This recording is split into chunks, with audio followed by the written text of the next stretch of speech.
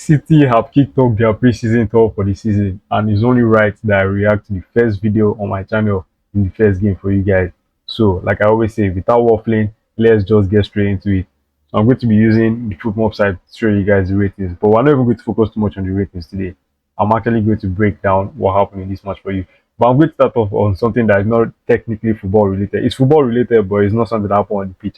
This away kit is definitely better than the home kit. I made a video ranking the best Premier League home kits, but you see this away kit, if that thing was there, it would have been at the highest ranking for that video. But let's not talk about that too much. Let's talk about what actually happened today. And the first thing of note is that Phil Foden was the captain for today. He created the joint most chances, that's 3 chances today. But if I'm being very honest, I feel like he was quite anonymous. He didn't do enough for me personally. And I hope he doesn't go back into that cycle of, oh, he's low on confidence, he doesn't play well, he stays out of the side. People are wondering if they're ever going to get back to his best. Nah. I'm not trying to say any of that this season. I hope that just because it's a preseason game, that's why he didn't like grab the game by the scruff of the neck. You get, but nah, he wasn't up to scratch for me. And for all the talk about how Foden has been very good in preseason training, all the clips that we've been seeing, I actually found it very disappointing. I will not even go to lie for you guys. But hopefully he can get back to his best. If not, because Foden is definitely going to be key to our season. Foden is one of the cornerstones of this system. If it's not him or Sheki that's playing well in that 10, I feel like we're very capped in how far we can go in a season.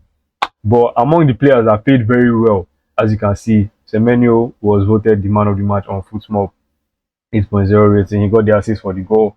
But just outside that, he was a very bright spark in this team, especially among the attackers. I feel like the attackers they weren't really at their best, especially in the first half.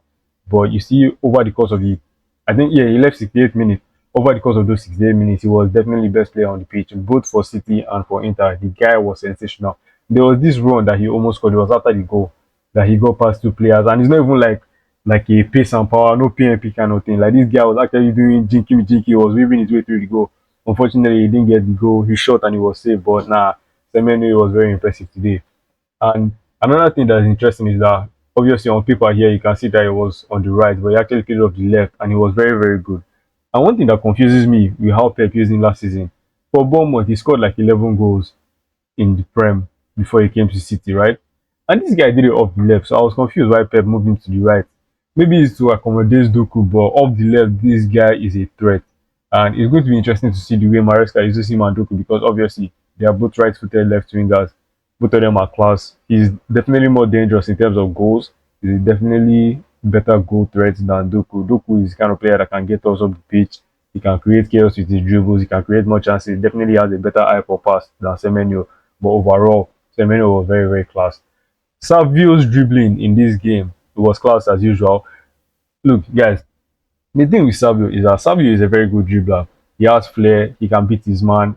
There's no question about his dribbling ability. He's a very talented player when it comes to that. The issue that most fans have with Savio is that this guy's final ball, his final actions, they are almost never good. And I think that's part of why people, in fact, that's probably the only reason why anybody will say Savio should leave the club because we can all see with our eyes that this guy is a talented player. If this guy just knew how to shoot right and pass at the right time, he would definitely be a very good player for us. And that's one of the main issues that I think we have. He's looking very likely that he's going to go to Spurs, so it's going to be one Spurs problem, not ours. But it's honestly very disappointing that this guy is not working out, man, because I really wanted this guy to play well for us. This guy is one of my favorite players, and it's just unfortunate. Another thing that's unfortunate, guys, I'm very surprised that they're giving him a 7.4 here because Rico Lewis for me it wasn't that great today. And we're going into another season. We still don't know what position this guy is best at. We don't know what position he's best suited for. Nunes is for me. Even if we sign another right back, he should still be the starting right back for us. But Rico Lewis, I feel like we need to move on from him. We need to get another right back as cover because Rico Lewis is just not it. The guy is just not. It's not even a case of physicality because like you can see that the guy puts in the work. It's just his build. He's just not suited for it. And even the midfield role, sometimes he doesn't scan. He doesn't check his shoulders. He gets the ball and they clamp into him very fast. Like there are too many issues around him that I'm not really comfortable with. And the same goes for this Infuni guy. Outside, we're getting Pepe. We're getting Pepe today. Because you see Juve and Dimarco. Dimarco especially, blood of Jesus. This guy is class. This Juve guy, I hadn't heard of him before today, but this guy was very good today. Very good dribbler, very good technically. He was causing all sorts of problems down that right side for Inter, and Fumi was clearly struggling against him. The two sides, both their left wing back and their right wing back, both of them they were very very good. We all know how good Dimarco is. This guy's crossing is elite, guys.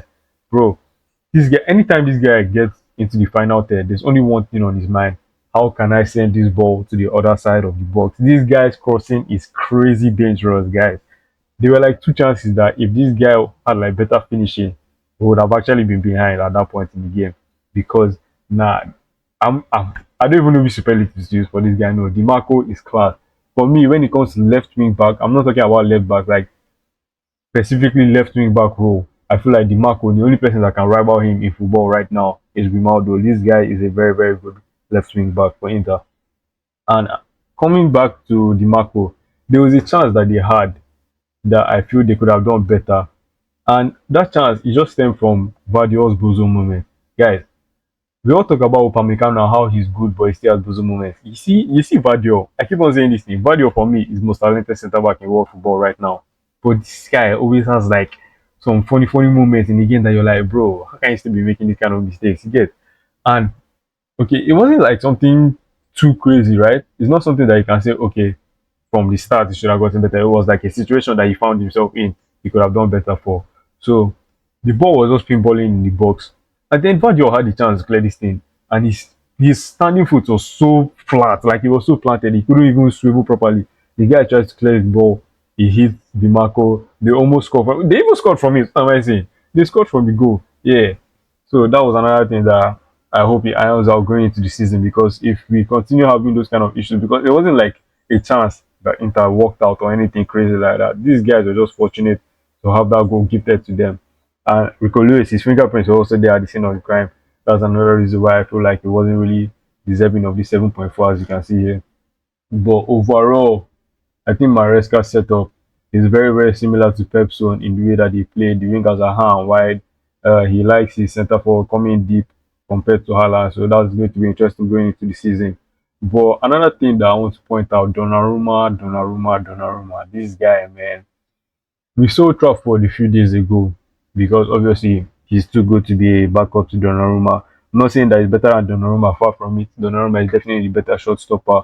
But when it comes to playing out with their feet, my God, it is night and day with him. But then Donnarumma, for me, this guy, he has a lot to work on with his feet. There were too many instances in this game where he just hoofed it, went long. When if it was Ederson or Trafford, you would have seen intricate passing from the back. And it's not like it's something that we're just finding out for the first time. We've known this for a while that Donnarumma is not that good with his feet. But I don't know how Maresca plans to use that in his own build-up style, because Donnarumma is what you get. That's what you're going to get from him. You're going to be getting long balls. You're not going to be getting like build-up play straight from the goalkeeper. But that's going to be something that I want to see how Maresca does moving forward, because it's very obvious why we signed Anderson, because he can help with the build up. He can come back to help the defenders. He can start the press from sorry, not the press. He can start the build up from the back if Donnarumma is too scared to give it to the centre backs. And then you get what I'm trying to say now. Like the fact that he's there, it just helps us in build up. Not only in build up, but you see these two midfielders, Reinders and Kovacic. My God, this was a stink fest from both of them, guys. It's so obvious why we signed Anderson. I'm a guy like even if Rodri goes, yeah, even if Rodri stays, either way, Anderson was very much needed. 116 is a bit expensive. Like I don't think there's any running away from that. But the fact that this guy is here, it just makes me feel calmer, because the whole pitch, besides the defense, I feel it was very, very lightweight. Reinders is 6'1". I keep on saying this thing, so I don't understand why the guy is so bad at duels. He's very not physical, if that's the right way to put it. Kovacic is good on the ball, but he also has a lot of bozo moments where it's like, bro, you've already escaped the press. Okay, release the ball now. No, you go into another set of pressers and then he will now lose the ball. You try and use his back to cover the ball. He's not strong enough, so he gets bundled over. So a lot of players in this match today, honestly, it's the same problem that they had last season. So I really don't get what's going to happen. And then Kovacic, he was very good for Croatia. So I don't know. I don't know, man. Some of these players, they are very, very different from their club compared to how they play for their country. But typically, managers are the ones that are meant to sort all those kind of things out. So hopefully, Maresca does a good job there. And then that's just how the second half started.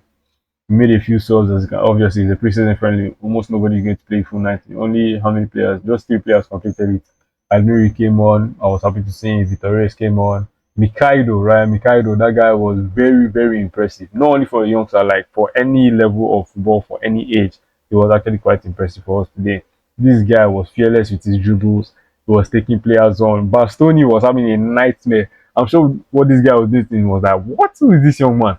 But nah, he was very impressive. He hit the post close to the end of the game. He had a shot that I think it was just a whisker wide. He created chances. Obviously, the issue with playing a left-footed player on the right is that when he started to cross from the right, it's not very good. That's why he wasn't able to get the ball to Semenyo for that tapping that he could have scored. But overall, I was very, very impressed. There were lot of youngsters in this game, excuse me. Mubama, obviously, he got the goal. Who else? Mfuni, he played. Because Lewis, I don't know whether I still consider him a youngster, but he's definitely still a young player. Kusanova as well. There were a few more guys, I think Hesky as well. Let me see. Max Alain also came on, yeah. He's also young. Vitores, as I said before. Nico Gonzalez, too, I was very happy with him. That's another reason why I feel if Roger goes, it will be painful, but at least he's there to soften the blow as we saw at the start of last season. And I feel he was actually very disrespected given the amount of game time he got, especially when you consider what he did for us in that FA Cup semi final. That goal that he scored, and then to not even play a minute in the final. In fact, after the final, there were a lot of City fans that pointed out there were many pictures of him in the celebration pics.